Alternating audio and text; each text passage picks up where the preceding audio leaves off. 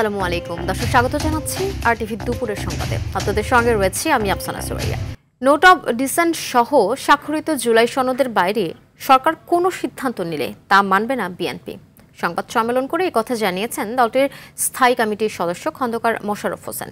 তিনি বলেন, যারা নির্বাচনে অংশ নিতে পারছে না তারাই সারা দেশে অরাজকতা করছে। স্থায়ী কমিটির আরেক সদস্য সালাউদ্দিন আহমদ বলেন, নির্বাচনের দিনেই হতে হবে গণভোট। রুডো রফিকের রিপোর্ট, জানাচ্ছেন মাইদুর রহমান রুবেল। জুলাই সনদ বাস্তবায়ন ও গণভোট নিয়ে রাজনৈতিক দলগুলোকে সিদ্ধান্ত নেওয়ার জন্য এক সপ্তাহ সময় বেঁধে দিয়েছিল সরকার। এ বিষয়ে বিএনপি চেয়ারপারসনের রাজনৈতিক কার্যালয়ে বৈঠক করেন দলটির নীতি নির্ধারকরা। পরে সংবাদ সম্মেলনে স্থায়ী কমিটির সদস্য ডক্টর খন্দকার মোশাররফ হোসেন বলেন, সনদের বাইরে সিদ্ধান্ত হলে স্বাক্ষরকারী দলগুলো তা মানতে বাধ্য নয়। যে জুলাই জাতীয় সনদে উল্লেখিত বিষয়দের বাইরে সরকার কোনো সিদ্ধান্ত ঘোষণা করলে সনদে স্বাক্ষরকারী কোনো দলের জন্য তা মান্য করার বাধ্যবাধকতা থাকবে না। সরকারের সিদ্ধান্ত ঘোষণার ক্ষেত্রে যেসব বক্তব্য দিচ্ছেন তা বিভ্রান্তিকর এবং ঐকমত্যের ভিত্তিতে গৃহীত সিদ্ধান্ত অগ্রাহ্য করার শামিল। এক প্রশ্নের জবাবে খন্দকার মোশাররফ হোসেন বলেন, সাম্প্রতিক বিশৃঙ্খলার সঙ্গে যারা নির্বাচনে অংশ নিতে পারছে না তারাই যুক্ত। এই নির্বাচনকে নিয়ে নানা রকম ষড়যন্ত্র চলছে। যারা নির্বাচনে অংশগ্রহণ করতে পারছে না, নানাভাবে তারা দেশে অশান্তি সৃষ্টি করার চেষ্টা করছে। সতর্ক পদক্ষেপ গ্রহণের জন্য সরকারের প্রতি আহ্বান জানিয়েছি। আরেক প্রশ্নের উত্তরে বিএনপি নেতা সালাউদ্দিন আহমেদ বলেন, প্রজ্ঞাপন প্রকাশ ব্যতীত রাষ্ট্রপতির আদেশ জারি করার মতো অবস্থা এখন নেই দেশে। 100% একমত, এখনো আমরা সেই জায়গায় আছি এবং আমরা স্বাক্ষরিত সনদের বাইরে নাই।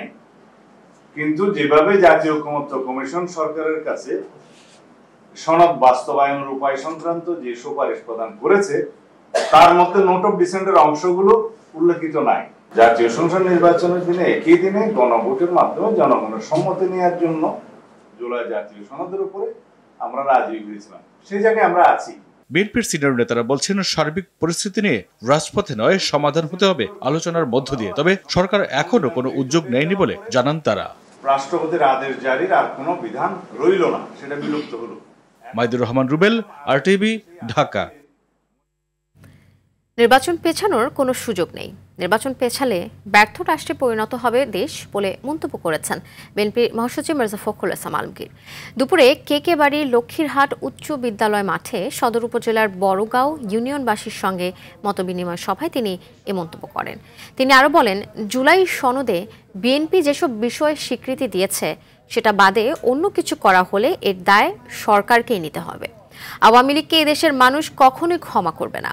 ভোট হলে জামায়াত ইসলাম ও এনসিপির অস্তিত্ব থাকবে না বলে মন্তব্য করেন মির্জা ফখরুল ইসলাম আলমগীর।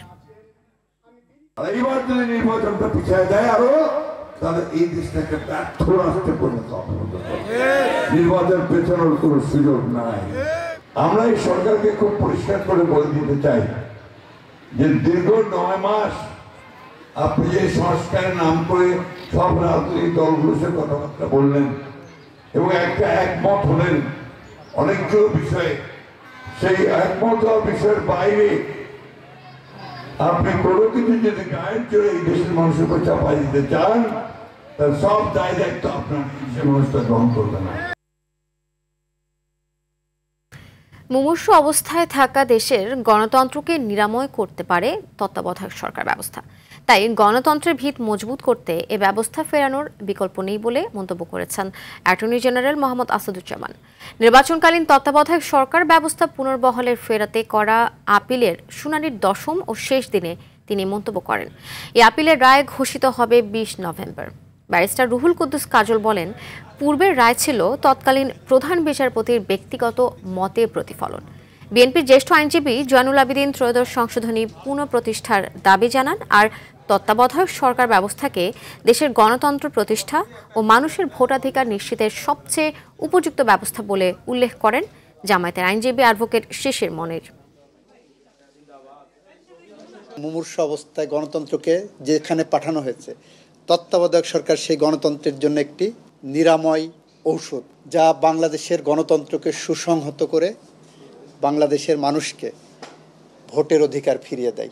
এই সরকারকে কন্টিনিউ করে সামনে নির্বাচন করার পর তত্ত্বাবধায়ক সরকারটা ব্যবস্থাটা আগামী নির্বাচনের পরে কার্যকর করা হোক বলে সবাই কম বেশি এই উপসংহারে উপনীত হয়েছেন। আগামী ত্রয়োদশ জাতীয় সংসদ নির্বাচনের পোস্টার প্রচারণায় নিষেধাজ্ঞা রেখেই প্রার্থীর আচরণবিধির গেজেট প্রকাশ করেছে নির্বাচন কমিশন। এক মঞ্চে ইশতেহার ঘোষণা ও আচরণবিধি মানতে প্রার্থী ও দলের অঙ্গীকারনামা দেওয়ার নির্দেশনা থাকছে এবার। সোমবার রাতে রাজনৈতিক দল ও প্রার্থীর আচরণ বিধিমালা জারি করে ইসি। এতে বলা হয়, সোশ্যাল মিডিয়ায় ভোটের প্রচারে কড়াকড়ি আরোপ, অসৎ উদ্দেশ্যে এআই ব্যবহার মানা, পোস্টার ও ড্রোন ব্যবহারের নিষেধাজ্ঞা সহ আসন প্রতি 20টির বেশি বিলবোর্ডে নিষেধাজ্ঞা থাকছে বিধিতে। আচরণবিধি লঙ্ঘনে সর্বোচ্চ 6 মাসের কারাদণ্ড ও 1.5 লাখ টাকা জরিমানা এবং দলের জন্য 1.5 লাখ টাকা অর্থদণ্ডের বিধান রাখা হয়েছে। প্রয়োজনে তদন্ত সাপেক্ষে প্রার্থিতা বাতিলও হতে পারে।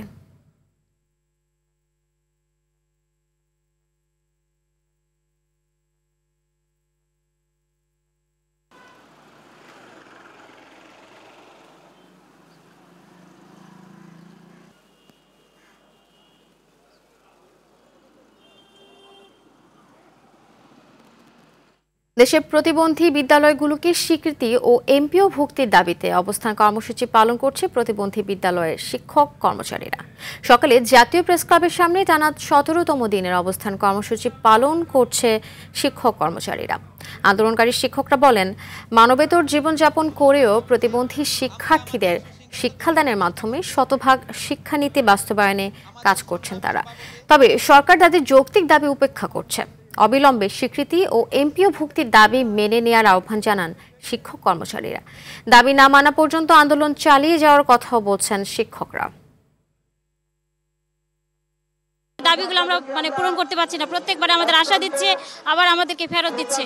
নন এমপিও শিক্ষকরা তারা তাদের বাচ্চাদের ফার্মের মুরগি খাওয়াতে পারছে, প্রাইমারির শিক্ষকরা তাদের বাচ্চাদের পাঙাশ মাছ খাওয়াতে পারছে, কিন্তু আমরা তো আমাদের বাচ্চাদের পুঁটি মাছও খাওয়াতে পারতেছি না। আমরা সমাজ কল্যাণ মন্ত্রণালয়কে বলতে চাই, আমাদের অধিকার যদি আগামী 24 ঘন্টার মধ্যে মেনে না হয়, তাহলে হাজার হাজার শিক্ষক রাস্তায় আত্মাহুতি দিয়ে হলেও আমাদের বিজয় অর্জন করব। জুলাই জাতীয় সনদ বাস্তবায়নের সাংবিধানিক আদেশ জারি ও নভেম্বরে গণভোট আয়োজন সহ 5 দফা দাবিতে পল্টনে জামায়াতে ইসলামী সহ 8 দলের সমাবেশ খানিকক্ষণের মধ্যেই শুরু হবে। সেখানে আছেন সহকর্মী বিশাল চৌধুরী শামীম। সরাসরি চলে যাচ্ছে তার কাছে। শামীম, সমাবেশ ঘিরে রাজনৈতিক দলগুলোর নেতাকর্মীদের উপস্থিতি কেমন দেখছেন সেখানে, এবং তারা কি বলছেন জানাবেন আমাদের।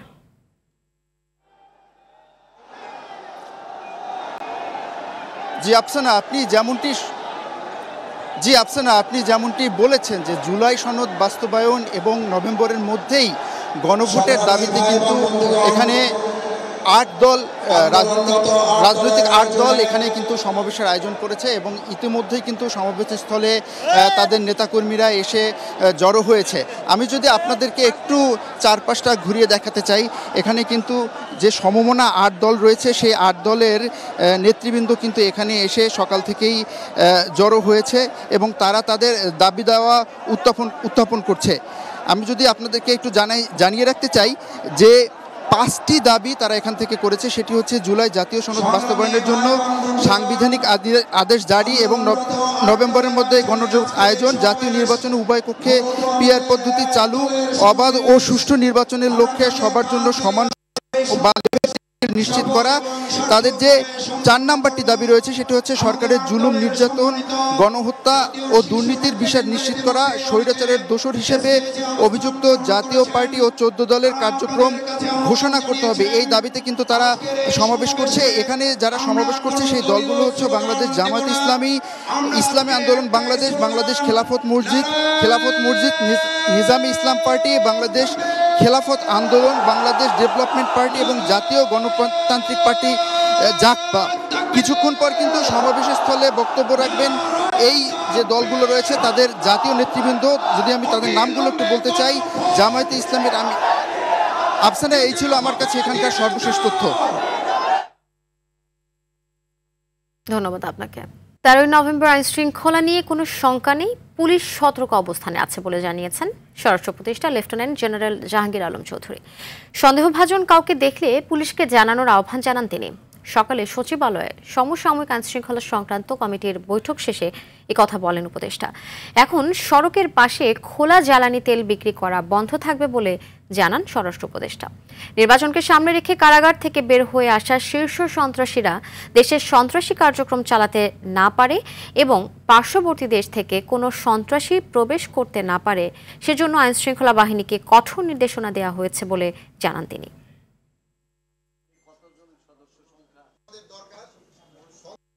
রাস্তার পাশে যে তেল বিক্রি করা এই কিছুদিনের জন্য এটা বন্ধ থাকবে। যেহেতু এই তেল বিক্রি করে এই তেল দিয়ে অনেক সময় বিভিন্ন ধরনের অঘটনটা ঘটায় ফেলায় সাথে সাথে পায়। আমরা একটা অ্যাপ্রক্সিমেট তো ধরেন যে লাস্ট মুহূর্ত পর্যন্ত বলা যাবে না। আমরা পুলিশ প্রায় 1.5 লাখের মতো থাকবে, সেনাবাহিনী আমরা বলছি প্রায় 1 লাখের মতো থাকবে, বিজিবি প্রায় 35,000-এর মতো থাকবে, আনসার মনে হয় 4 লাখের উপরে, আনসার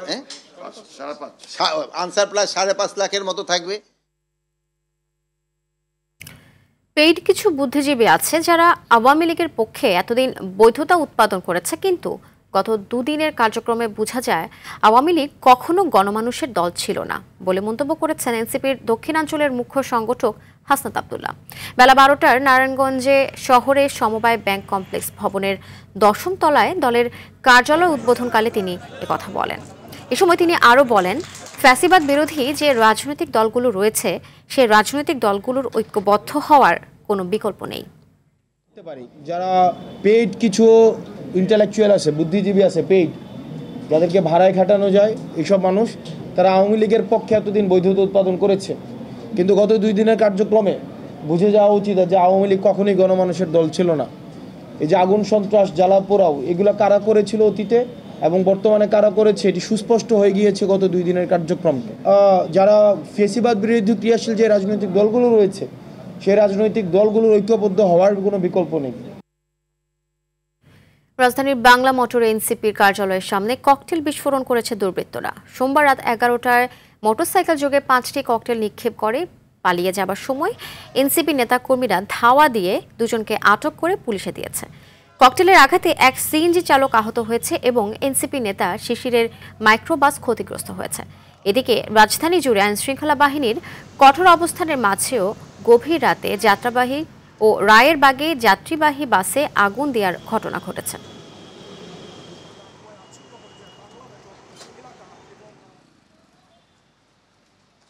বাইক এসে এখানে মূলত প্রথমে ককটেলটা বিস্ফোরণ করে, তখন আমাদের মহানগরের যুগ্ম সমন্বয়কারী মোস্তাক আহমেদ শিশির ভাই উনি এখানে ছিলেন, ওনার গাড়ি নিয়ে চেস করে সামনে যে ওকে হচ্ছে মূলত মানে আটক করা হয়। আমার প্যাসেঞ্জারের জন্যই দাঁড়াচ্ছিলাম, হঠাৎ করে দিয়েছি বিকট শব্দ, আমি আতঙ্কিত হয়ে আমি দৌড় মেরে চলে গেছি উপরের দিকে। তো তারপরে দেখি যে আমার এই জায়গায় যন্ত্রণা হয়, তো তারপরে আমি খেয়াল করে দেখলাম যে আমি আহত। পার্টি অফিসের সামনে থেকে গাড়ি নিয়ে যখন মুভ করব, গাড়ি কেবল ড্রাইভার পিক আপ দিচ্ছিল, ঠিক ওই মোমেন্টে আমাদের গাড়ির ঠিক পেছনে তারা ককটেল নিক্ষেপ করে। জুলাই গণঅভ্যুত্থানের প্রথম শহীদ রংপুরের শিক্ষার্থী আবু সাইদ হত্যা মামলার 11তম দিনের সাক্ষ্য গ্রহণ চলছে। বিচারপতি নজরুল ইসলাম চৌধুরীর নেতৃত্বাধীন 3 সদস্যের আন্তর্জাতিক অপরাধ ট্রাইব্যুনাল 2-এ সোমবার হয় এই মামলার 10ম দিনের সাক্ষ্য। এদিকে ট্রাইব্যুনাল 1-এ জুলাই আন্দোলনে রামপুরায় ছাদের কার্নিশে ঝুলে থাকা ব্যক্তিকে গুলি করা সহ 2 জনকে হত্যা মামলায় ডিএমপির সাবেক কমিশনার হাবিবুর রহমান সহ 5 জনের বিরুদ্ধে 6ষ্ঠ দিনের সাক্ষ্য নেওয়া শুরু হয়েছে। সকালে এই মামলার একমাত্র গ্রেপ্তার আসামি চঞ্চল চন্দ্র সরকার এবং আবু সাইদ হত্যা মামলার 30 আসামির গ্রেপ্তার 6 জনকে ট্রাইব্যুনালে হাজির করা হয়।